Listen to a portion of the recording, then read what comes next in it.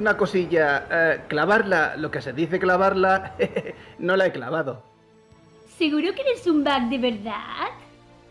¿Quién? ¿Yo? Sí, es hijito mío, ya tú sabes.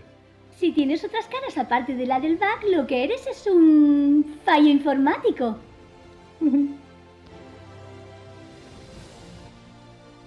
¿Fallo informático?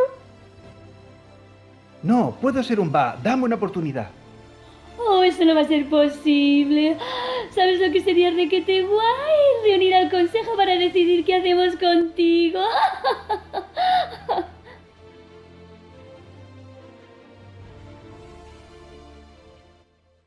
No puede trabajar en el set. ¿Qué pensaría Alex? Ahí está. ¿Qué pensarán sus papás?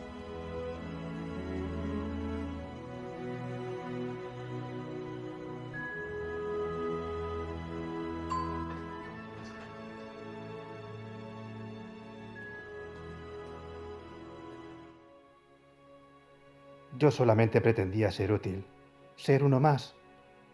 Ahora todo el mundo cree que soy un fallo informático.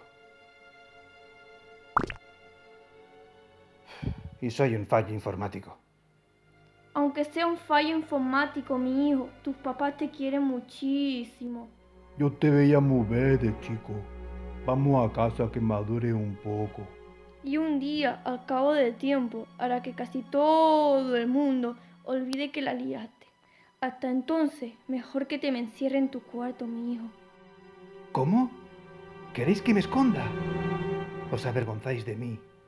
Es por pura seguridad. No queremos que te pase nada malo, amigo. Jin, ¿a dónde va? Pienso dar la cara, soy un emoji. Y por ahora, aunque no sepa muy bien cuál, si estoy aquí, es por alguna razón. Lo sé. Jin, no. Mi cielo, por favor.